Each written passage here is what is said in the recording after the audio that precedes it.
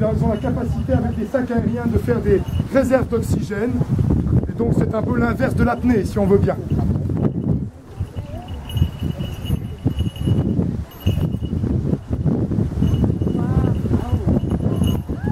Donc les grandes plages blanches que vous voyez sous les ailes et la queue de Kangai sont le signe de son immaturité.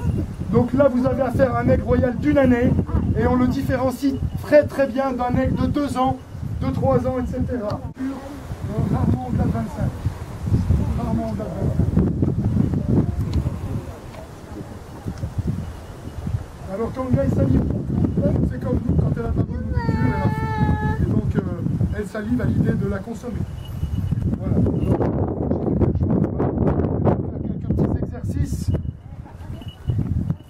J'essaie juste d'approcher le perchoir de dos parce que sinon elle va vouloir y aller.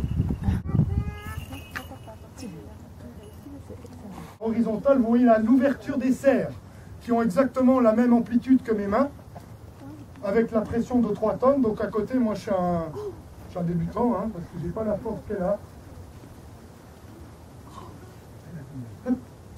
Alors c'est la 2e fois qu'elle vole devant le public depuis qu'elle est partie. Vous voyez qu'elle n'a pas vraiment peur des gens. Un aigle royal comme Kangai qui est né en captivité bien sûr est habitué à l'être humain.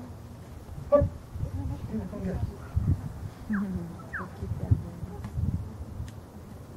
Alors souvent on confond le pigargue à tête blanche qui est... Hop.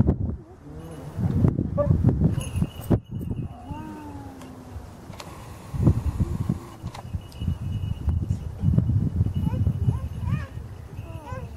Là il s'agit d'un morceau de lapin. Donc comme pour le faucon, l'aigle consomme tout sur ses proies, enfin tout. Il va trier tout ce qui est vice. Alors quand l'oiseau a beaucoup mangé, on voit tout de suite, hein, il a un énorme gésier. Bon, je ne vais pas lui en demander plus aujourd'hui parce que je vois qu'elle n'est pas vraiment motivée, donc ça ne sert à rien de la voir Kangai essuyer son bec sur le doigt.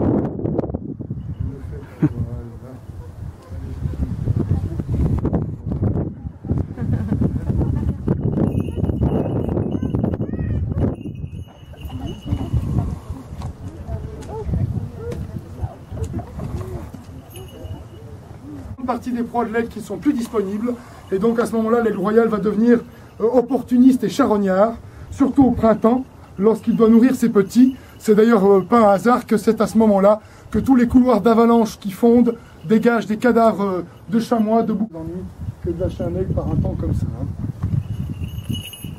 Surtout dans une région comme le Valais. On serait dans un endroit très plat, sans problème, mais ici c'est quand même très facile pour ces oiseaux de s'élever très haut. En tout cas, j'espère que cette démonstration vous aura permis d'apprendre quelques petites choses sur les oiseaux de chez nous, et puis que ça vous donnera aussi l'envie de lever la tête un peu plus. Voilà. Merci beaucoup. Merci.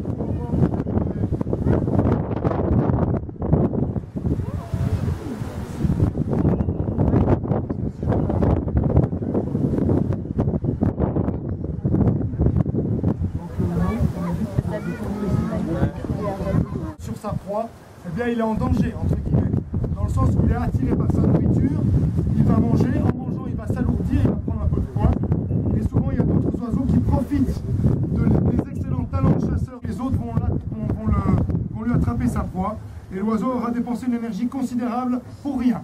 Hein, donc,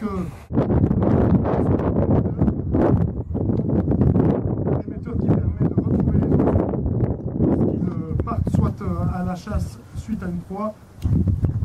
Une fois qu'il l'a percuté, la proie est en général morte sur le coup, si elle n'est pas même des fois coupée en 2 net, et l'oiseau va la récupérer toujours en vol avant qu'elle ne touche le sol.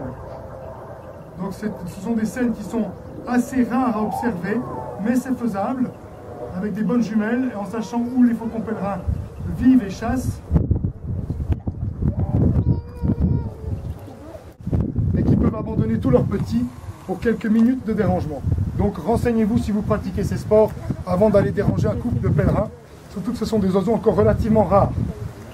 Alors observez aussi les serres de l'oiseau, hein, surtout l'amplitude, c'est-à-dire l'ouverture extérieure et le dos antérieur, on a pratiquement plus de 10 cm d'ouverture, ce qui prouve que...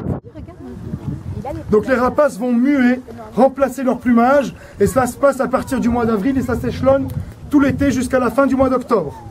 Donc ils vont remplacer leur plumage qui s'use, et plus ce sont des oiseaux chasseurs, plus ils usent leur plumage, puisqu'ils l'utilisent intensément tous les jours. Donc cette mue va se passer progressivement avec le rallongement des heures de lumière au printemps.